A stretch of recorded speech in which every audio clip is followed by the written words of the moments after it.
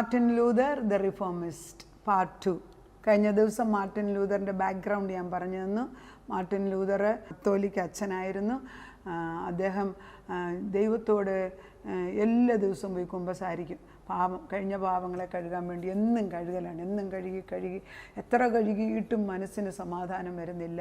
കാശ് കൊണ്ട് കൊടുത്തിട്ട് മനസ്സിന് സമാധാനം വരുന്നില്ല. അങ്ങനെ ഒത്തിരിയുമായപ്പോൾ അദ്ദേഹത്തിന് പ്രയാസം വന്ന് ദൈവത്തോട്. അദ്ദേഹത്തിന് നല്ല ബുദ്ധിയുള്ളവരും ദൈവത്തിൻ്റെ വിളിയുണ്ടായിരുന്നു. അദ്ദേഹത്തിന് സെമിനാരിൽ ചേർന്നു. അവിടെ വെച്ച് ദൈവവേദ പുസ്തകം വായിക്കാനിടയായി. റോമർക്ക് എഴുതിയ ലേഖനം 1:17 വായിച്ചപ്പോൾ അദ്ദേഹത്തിൻ്റെ ആത്മീയ കണ്ണ് തുറന്നു. അതോടുകൂടി ഹി സ്റ്റാർട്ടഡ് റൈറ്റിംഗ് ആർട്ടിക്കിൾസ്.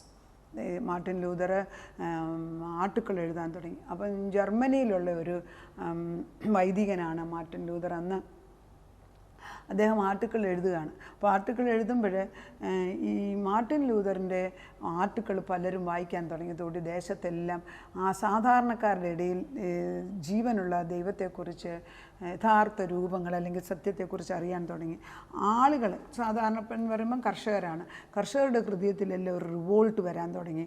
കാരണം മുകളിലിരിക്കുന്ന സഭ, ഏത് സഭയായിട്ട്, ഒരു സഭയെ കുറ്റമായിട്ട് കാര്യമില്ല, അന്നത്തെ കഷ്ടം. മുകളിലിരിക്കുന്ന സഭ അനാവശ്യമായിട്ട് പൈസ വാങ്ങിക്കുന്നു. പിന്നെ ദിനം പ്രതി കുമ്പസാരിച്ചിട്ട് നമുക്കൊട്ട് പാപമോചനം ലഭിച്ചായിട്ട് തോന്നിക്കുന്നില്ല. ഇവർ പറയുന്നത് മാത്രം ആ സത്യം എന്നും പറഞ്ഞ് വിശ്വസിച്ചുകൊണ്ടിരിക്കുന്നതിനാൽ ഇവരുടെ ജീവിതം ദുരിതത്തിൻ്റെ പുറത്ത് ദുരിതമായിട്ട് മാറിയിരിക്കുകയാണ്. അങ്ങനെ ഇരിക്കുമ്പോഴാണ് ഈ മാർട്ടിൻ ലൂതർ ആർട്ടിക്കിൾ എഴുതാൻ തുടങ്ങി. അതവിടെ വലിയൊരു കോളിളക്കമുണ്ടായി. അങ്ങനെ ഏപ്രിൽ 16, 1521 മാർട്ടിൻ ലൂതറിനെ അസംബ്ലി വിളിക്കുകയാണ്. അന്നുള്ള റോമൻ എംപയറും, അതായത് ജർമ്മനിയിലുള്ള റോമൻ രാജാവും ഈ കത്തോലിക്ക സഭയിലെ വലിയ ആളുകളുടെ ഈ മാർട്ടിൻ ലൂതറിനെ വിളിച്ചിട്ട് ചോദിക്കുകയാണ്, നീ പറയുന്നത് ശരിയാണോ തെറ്റ്? അതായത് മാർട്ടിൻ ലൂതർ പറയുന്നതാണോ ശരി തെറ്റ്? ഇതാണ് ചോദ്യം. അങ്ങനെ മാർട്ടിൻ ലൂതറിനെ ഇവർ ഈ വലിയ കൗൺസിലിലേക്ക്, അസംബ്ലി എന്നൊക്കെ പറഞ്ഞാൽ ആളുകൾക്കൊന്നും കയറി ചെല്ലാൻ ഒക്കത്തില്ല. അവിടെ രാജാവും വലിയ ആളും പോപ്പും ഒക്കെ ഇരിക്കുന്നിടത്തോട്ടാണ് ഇദ്ദേഹത്തിനെ വിളിച്ചുകൊണ്ട് ചെല്ലുന്നത്. അപ്പോൾ ആളുകൾ പുറത്താണ്. കാരണം Martin Luther was become A hero now, വായനയിൽ കൂടെ. അങ്ങനെ അകത്ത് കയറി പോകുമ്പോൾ എന്ത് സംഭവിക്കുന്ന അറിയത്തില്ല. ചോദ്യം, മാർട്ടിൻ ലൂതർ പറയുന്നത് ശരിയോ തെറ്റോ? കാരണം ഇവർ വിളിച്ചുകൊണ്ട് വന്ന് മാർട്ടിൻ ലൂതർ ഇതുവരെ പറഞ്ഞിട്ടുള്ളതെല്ലാം തെറ്റ് എന്ന് അതായത് റീകാൻറ്റ് ചെയ്യുക, പറഞ്ഞത് തിരിച്ചെടുക്കണം എന്ന് പറഞ്ഞു. അപ്പോൾ മാർട്ടിൻ ലൂതർ ഇവരുടെ മുമ്പിൽ നിൽക്കുമ്പോൾ ഈ മാർട്ടിൻ ലൂതർ പറയുന്നത് ശരിയോ തെറ്റോ എന്ന് പറയുമ്പോൾ ഇത് ശരിയെന്ന് തെറ്റെന്ന് അല്ലെങ്കിൽ തിരിച്ച് ഇത് അനുദപിക്കുന്നില്ല എങ്കിൽ ഇദ്ദേഹത്തിന് തീയിലിട്ട് കൊല്ലാൻ ഇവർക്ക് അവകാശമുണ്ട്. വളരെ സ്ട്രിക്റ്റാണ് ആ ടൈമിൽ. അങ്ങനെ ഇരിക്കുമ്പോൾ മാർട്ടിൻ ലൂതർ വേദപുസ്തകത്തെ തൊട്ടിട്ട് പറയുന്നു, നോ മാറ്റർ വാട്ട്, എൻ്റെ ആ ജീവൻ മരിച്ചാൽ പോയാലും ഞാൻ ഈ സത്യത്തിൽ തന്നെ വിശ്വസിക്കുന്നു എന്ന് പറയുന്നതോടുകൂടി അന്നുള്ള രാജാവിന് ദേഷ്യമാണ്. അന്ന് സഭയാണ് രാജ്യത്തെ ഒന്നിച്ചു കൂട്ടി നിർത്തിയിരിക്കുന്നത്. രാജാവിന് ദേഷ്യം വന്നിട്ട് കുറച്ച് സമയം കൊടുത്തു വെച്ച്, നീ അനുദപിക്കാൻ ഞാൻ നിനക്ക് കുറച്ച് സമയം തരുന്നു, മാറിയില്ല എങ്കിൽ നിന്നെ തീയിലിട്ട് എത്തിച്ചു കളയുമെന്ന് പറയുന്നു. അങ്ങനെ ഇരിക്കുമ്പം മാർട്ടിൻ ലൂതറിന് പേടിയൊന്നുമില്ല. മാർട്ടിൻ ലൂതർ കുതിരയിൽ ഇങ്ങനെ പോയിക്കൊണ്ടിരിക്കുമ്പം അന്നുള്ള വേറൊരു രാജാവ് ഈ മാർട്ടിൻ ലൂതറിനെ വഴിക്ക് വെച്ച് തടഞ്ഞ് പിടിച്ചുകൊണ്ട് പോവുകയാണ്. അത് വിറ്റൻബർഗ് എന്ന് പറഞ്ഞ ഒരു കൊട്ടാരത്തിലേക്ക് ഈ മാർട്ടിൻ ലൂതറിനെ വിളിച്ചുകൊണ്ട് പോയി അവിടെ രഹസ്യമായിട്ട് താമസിപ്പിക്കുകയാണ്. അപ്പം ഇതൊക്കെ ദൈവത്തിൻ്റെ കളിയാണ്. വിറ്റൻബർഗ് എന്ന് പറയുന്ന കൊട്ടാരത്തിനകത്ത് ആർക്കും കയറി വരാനൊക്കത്തില്ല. മാർട്ടിൻ ലൂതർ ഏകനാണ്. അപ്പം മാർട്ടിൻ ലൂതർ ഏകനായപ്പം ആളുകളുമായിട്ടുള്ള ബന്ധം മാറിയപ്പോൾ ഇദ്ദേഹം എഴുതാൻ തുടങ്ങി. കാരണം എഴുതാൻ കഴിവുള്ള മനുഷ്യനാണ്. അങ്ങനെ എഴുതുന്നത് ഓരോന്നും മറ്റുള്ളവരുടെ മുമ്പിലേക്ക് ചെല്ലാം. മാർട്ടിൻ ലൂതർ അറിയുന്നില്ലെങ്കിലും വചനം ഈ എഴുതുന്നത് പുറത്തു പോകുന്നുണ്ട്. അങ്ങനെ അദ്ദേഹം 95 ടോപ്പിക്ക്, ഈ സഭയിലുള്ള ബലഹീനതകൾ അല്ലെങ്കിൽ ദൈവത്തിന് ചേരാത്ത വേദപുസ്തക അടിസ്ഥാനത്തിലല്ലാത്തതിന് 95 തീസീസ് എഴുതിയിട്ട് ജർമ്മനി ഭാഷയിൽ എഴുതിയിട്ട് ഈ ജർമ്മൻ അവരുടെ പള്ളിയുടെ മെയിൻ ഡോറെ കൊണ്ട് നെയിൽ ചെയ്ത് അടിച്ചു വെച്ചു. അങ്ങനെ 95 കാര്യം തീസീസ് പോലെ എഴുതി വെച്ചിരിക്കുന്നത് നമ്മൾ ഈ നോട്ടീസ് ബോർഡിൽ ഇട്ട് വെച്ചിരിക്കുന്ന പോലെ പള്ളിയുടെ മുമ്പിൽ അടിച്ചു വെച്ചിരിക്കുകയാണ്. അത് ചിലർ വായിച്ച് ചിലർ വായിക്കാൻ, ആർക്കാ ഇത്ര നീളമുള്ളത് വായിക്കാൻ നേരം? പക്ഷെ അന്നുള്ള റിപ്പോർട്ടേഴ്സ് എല്ലായിടത്തും ഉണ്ടല്ലോ ഈ ചന്തകളിൽ ബുക്ക് വിൽക്കുന്നവർ, റിപ്പോർട്ടുകൾ വിളിച്ചു പറയുന്നവർ. അങ്ങനെയുള്ള റിപ്പോർട്ടർക്ക് ന്യൂസ് ഒന്നും ഇല്ലായിരിക്കുമ്പോൾ ഈ ഒരു വാർത്ത ഇവർ ഇങ്ങനെ എഴുതിയിരിക്കുന്നത് കണ്ടിട്ട് അവർക്ക് തോന്നി ഇതൊരു നല്ല റെവല്യൂഷണറി ഐഡിയ ആണല്ലോ മാർട്ടിൻ ലൂതർ എഴുതിയിരിക്കുന്നത്. അതായത് ഒന്ന്, അദ്ദേഹം പറഞ്ഞത് നീതിമാൻ വിശ്വാസത്താൽ ജീവിക്കും, ദൈവത്തോട് അടുക്കുന്നതിന് ഒരു ഇൻ്റർമീഡിയറി ആവശ്യമില്ല, ദൈവവും മനുഷ്യരുമായിട്ടുള്ള അടുപ്പത്തിന് ഇടയ്ക്ക് ഒരാളെ മധ്യസ്ഥൻ ആവശ്യമില്ല, ദൈവം തമ്പുരാൻ യേശു ക്രിസ്തുവിൽ കൂടെ അത് ചെയ്തിരിക്കുക, അതിനാൽ നമുക്ക് നേരിട്ട് ചെല്ലാം. ഇതൊന്നും അവർക്ക് പിടിക്കുന്നില്ല. കാരണം പിന്നെ വിശുദ്ധന്മാരിൽ കൂടെ മാത്രമേ അല്ലെ മാതാവിൽ കൂടെ മാത്രമേ മേളിൽ ചെല്ലാൻ ഒക്കത്തുള്ളൂ എന്ന് പഠിപ്പിക്കുന്ന ഒരു കാലയളവാണ്. അങ്ങനെ ഇരിക്കുമ്പോൾ ആകെപ്പാടെ പ്രശ്നമായി മാർട്ടിൻ ലൂതറിനെ ഒളിവിലാക്കി. പക്ഷെ മാർട്ടിൻ ലൂതർ എഴുതുന്നത് ഈ റിപ്പോർട്ടേഴ്സ് വായിച്ചിട്ട് ഇത് നല്ലതാണല്ലോ എന്ന് വിചാരിച്ച് അവരത് അന്നിങ്ങനെ വലിയ പ്രിൻ്റ് ഉണ്ടാക്കി അത് പ്രിൻ്റ് ചെയ്യാൻ തുടങ്ങി.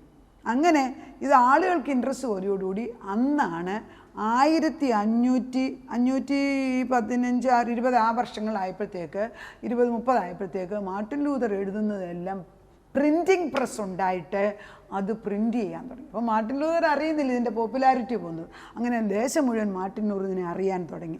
1522 മാർട്ടിൻ ലൂതർ ലാറ്റിനിലുള്ള ബൈബിള് ജർമ്മനിയിലെ ന്യൂ ടെസ്റ്റ്മെൻറ്റ് ട്രാൻസ്ലേറ്റ് ചെയ്ത് കഴിഞ്ഞു. അങ്ങനെ ട്രാൻസ്ലേറ്റ് ചെയ്തപ്പം അത് ഈ റിപ്പോർട്ടേഴ്സിൻ്റെ കയ്യിൽ കിട്ടിയപ്പം അവർക്കില്ല ചൂട് ദോശ കിട്ടിയ പോലെയാണ്, അല്ലെങ്കിൽ ചൂട് കേക്ക് കിട്ടിയതുപോലെ അവരത് കണ്ടിന്യൂസ് ആയിട്ട് അങ്ങോട്ട് പ്രിൻ്റ് ചെയ്ത് 100,000 ഏകദേശം 1,00,000 പരം കോപ്പി അങ്ങോട്ട് പടർത്തി തുടങ്ങി. അപ്പോൾ ന്യൂ ടെസ്റ്റ്മെൻ്റ് എല്ലാവരുടെയും കയ്യിൽ വന്നപ്പോഴത്തേക്ക് ആളുകൾ വായിക്കാൻ തുടങ്ങി. അവരിപ്പം വായിക്കാൻ അറിയാൻ വയ്യാത്തവർക്ക് ചന്തയിലൊക്കെ വരുമ്പോൾ ഈ വേദപുസ്തകത്തിൻ്റെ പുതിയ നിയമം എടുത്ത് വായിച്ചിട്ട് ആളുകൾ വരും വായിക്കാൻ പറയും. അപ്പോൾ ആളുകളെല്ലാം ഇലിറ്ററേറ്റ്, അവരെല്ലാം അത് കേൾക്കും. അവർ കേൾക്കുമ്പം വേദപുസ്തകത്തിനകത്ത് വായിക്കുന്ന ഭാഗം വിധവയായ സ്ത്രീയെ രണ്ട് പെനിയും കൊണ്ടുവന്ന് അവർക്ക് ആകെ കൂടി ഉണ്ടായിരുന്ന 2 ദ്രവ്യം കൊണ്ട് പള്ളിയിൽ കൊണ്ടിട്ടപ്പോൾ ദൈവം യേശുക്രിസ്തു പറയുന്നു എല്ലാ പണക്കാരുണ്ട്, അവരെക്കാട്ടിലൊക്കെ ഉത്തമനായിട്ട് ഈ സ്ത്രീയാണ് അവർക്കുള്ളതെല്ലാം ഇട്ടിരിക്കുന്നതിനാൽ സ്വർഗരാജ്യത്തിൽ ഇവർക്ക് വലിയ വിലയുണ്ടെന്ന്. ഇതൊക്കെ കേൾക്കുമ്പോൾ കർഷകന്മാർക്കൊന്നും സന്തോഷം. കാരണം അന്നുള്ള നിയമത്തിന് വിപരീതമായിട്ടുള്ള സത്യങ്ങളാണ് വിളിച്ചു പറയുന്നത്. അതോടുകൂടി എല്ലാവരും മാർട്ടിൻ ലൂതറിനെ അനുകൂലമായി മാറി. അവിടെയുള്ള കാത്തലിക് സഭയിൽ നിന്ന് ആളുകളെല്ലാം പ്രൊട്ടസ്റ്റന്റ് സഭയിലേക്ക് മാറുകയാണ്. അങ്ങനെ ഒരു പുതിയ സഭ തുടങ്ങുകയാണ്. ഒരൊറ്റ വ്യക്തിയിൽ കൂടിയാണ് ഈ പ്രൊട്ടസ്റ്റന്റ് സഭ തുടങ്ങുന്നത്.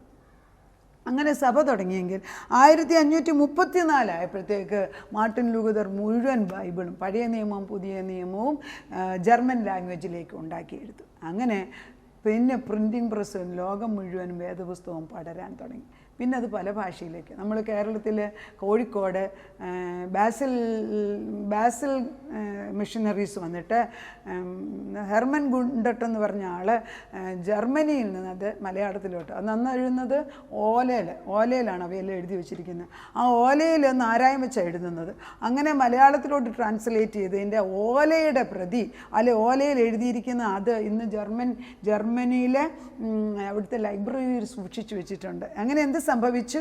അങ്ങനെ മലയാളത്തിലേക്ക് ബൈബിൾ. അപ്പോൾ ഇന്ന് നമ്മൾ വായിക്കുന്ന മലയാളം ബൈബിള് അന്ന് ജർമ്മൻകാരനായ മാർട്ടിൻ ലൂതറിൻ്റെ പ്രയത്നം കൊണ്ട് അങ്ങനെ ഒരു പുതിയ സഭ, പ്രൊട്ടസ്റ്റൻ്റ് എന്നും പറഞ്ഞൊരു സഭ തുടങ്ങി. കത്തോലിക്ക സഭയുടെ അവിടുത്തെ ആധിപത്യം കുറയാൻ തുടങ്ങി. അങ്ങനെ കത്തോലിക്ക സഭയിൽ ഒരു പോപ്പ് വന്നിട്ട്, അദ്ദേഹത്തിൻ്റെ പേര് പറയാമെന്ന് ലിയോ എന്ന് പറഞ്ഞൊരു പോപ്പ് വന്നപ്പോൾ അന്ന് ഇന്നത്തെ വത്തിക്കാനൊന്നുമില്ല, പൈസ ഇല്ലാഞ്ഞതിനാൽ ദ സെയിൽ ഓഫ് ഇൻഡൾജൻസ് എന്ന് പറഞ്ഞൊരു കാര്യം തുടങ്ങി. അതായത് പാപം ചെയ്തിട്ടുണ്ട് എങ്കിൽ പാസ്റ്ററിൻ്റെ അടുക്ക് അല്ലെങ്കിൽ അച്ഛന്മാരുടെ പാതിരിയുടെ അടുക്ക് വന്ന് നീ കുമ്പസാരിക്കുമ്പോൾ അപ്പോൾ അച്ഛൻ ഒരു കാശ് കൊടുക്കാൻ പറയും. ആ കാശ് കൊടുക്കുമ്പോൾ നിനക്ക് പാപപരിഹാരം കിട്ടും. അങ്ങനെ സാധാരണയിൽപ്പെട്ട സാധാരണ മനുഷ്യർ അവർക്കുള്ള പൈസ മുഴുവനും കൊണ്ട് ഈ പള്ളിക്ക് കൊണ്ട് കൊടുക്കുക. അങ്ങനെ പാവപ്പെട്ട ആളുകൾ അവരുടെ കാശ് മുഴുവനും പള്ളിക്ക് കൊടുക്കേണ്ടി വന്നപ്പോൾ അവർക്ക് റിവോൾട്ടായി, സിവിൽ വാറായി. അങ്ങനെ അവിടെ വലിയ ഏകദേശം 6000 പേരാണ് അന്ന് മരിക്കുന്നത്. പക്ഷേ മാർട്ടിൻ ലൂതർ ഇടയ്ക്ക് പറയുന്നുണ്ട്, റെവല്യൂഷൻ മൂലമല്ല ദൈവത്തിൻ്റെ സത്യം മനസ്സിലാക്കേണ്ടത് എന്ന് പറയുന്നുണ്ട്. അതിനാൽ മാർട്ടിൻ ലൂതറിന് പൂർണ്ണമായിട്ടും അത് സൈഡ് ചെയ്യാനത്തില്ല. Martin Luther was really going through a turmoil, വിശ്വാസത്തിൽ ഞാൻ ഈ എഴുതി അയച്ചതെല്ലാം സത്യമാണോ എന്ന്. അങ്ങനെ ഇരിക്കുമ്പോൾ ഇംഗ്ലണ്ടിൽ ഹെൻറി VIII പിന്നെ ആൻ ബോളിൻ, കാതറിൻ എന്ന് പറയുന്ന സ്ത്രീയെ വിവാഹം കഴിക്കാൻ ആൻ ബോളിനെ വിട്ടുമാറിയിട്ട് പുതിയ സ്ത്രീ, അതായത് തൻ്റെ സഹോദരൻ്റെ ഭാര്യയെ വിവാഹം കഴിക്കാൻ വേണ്ടി ആഗ്രഹിക്കുമ്പം പോപ്പ് അതിനെതിരായിട്ട് നിന്നു.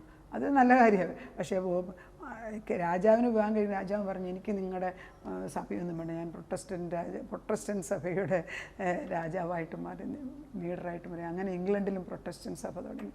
ദൈവത്തിൻ്റെ ഓരോ ക്രിയകൾ. അങ്ങനെ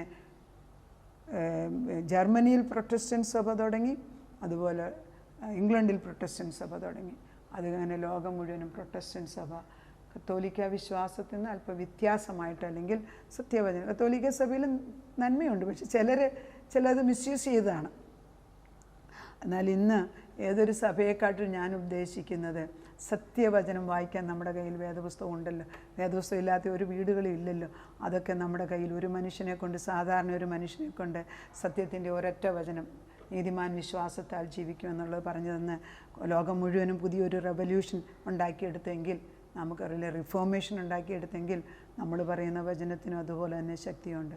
ഉറച്ചു നിൽക്കുക സത്യത്തിന് വേണ്ടി. ദൈവം നമ്മളെ അനുഗ്രഹിക്കട്ടെ.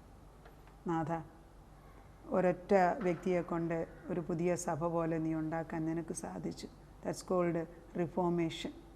കർത്താവേ, നീ നീതിയുള്ള ദൈവമാണെന്ന് ഞങ്ങളെ പഠിപ്പിക്കാനായിട്ട് ഞങ്ങളെ പഠിപ്പിക്കുമ്പോൾ പരിഷ്കരണത്തിൻ്റെ ഒരു പരിഷ്കരണവാദിയായിട്ട് മാർട്ടിൻ ലൂഥർ നിന്നുവെങ്കിൽ, ഞങ്ങൾ ഓരോരുത്തരും വിശ്വസിക്കുന്ന ദൈവസത്യ വചനം വിളിച്ചു പറയുമ്പോൾ പലരുടെ അന്ധത മാറിയിട്ട് ജീവനുള്ള ദൈവത്തിൻ്റെ സത്യവചനം മനസ്സിലാക്കാൻ ഇടയാക്കണമേ.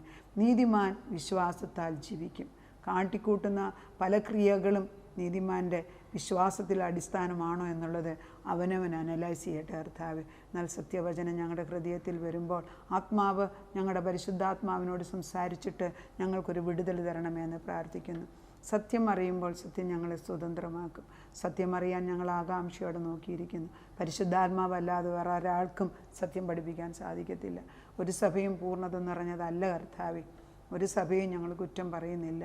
ഒരു പഴയ എത്ര നല്ല സഭയാണെന്ന് കുറച്ച് കഴിയുമ്പം അതിൽ കരട് കയറാൻ സാധ്യതയുണ്ട്. എന്നാൽ പരിശുദ്ധാത്മാവ് വരുമ്പം നിരന്തരം ഞങ്ങളെ ശുദ്ധീകരിച്ച് വെടിപ്പാക്കി ദൈവത്തിന് വേണ്ടി വിശുദ്ധിയോടെ ജീവിപ്പാൻ ഞങ്ങളെ ഉപയോഗിക്കുന്നതിന് ഞങ്ങളെ അങ്ങനെ ആക്കിയെടുക്കണമേ. തലമുറ നിൻ്റെ വിശ്വസ്തതയിൽ നിൽക്കാൻ ഇടയാക്കണമേ. അവിടുന്ന് പുതിയതായിട്ട് അവരെ പഠിപ്പിച്ചുകൊണ്ട് ദൈവത്തിൻ്റെ പരിശുദ്ധാത്മാവ് നടത്തുമെന്ന് വാഗ്ദത്തം ചെയ്തിരിക്കുന്നതിനാൽ നന്ദിയോടെ സ്തോത്രം. പ്രാർത്ഥന കേട്ട് ഉത്തരം തന്ന ദൈവത്തിന് നന്ദി. യേശുക്രിസ്തുവിൻ്റെ പൊന്നുനാമത്തിൽ തന്നെ ആമേൻ.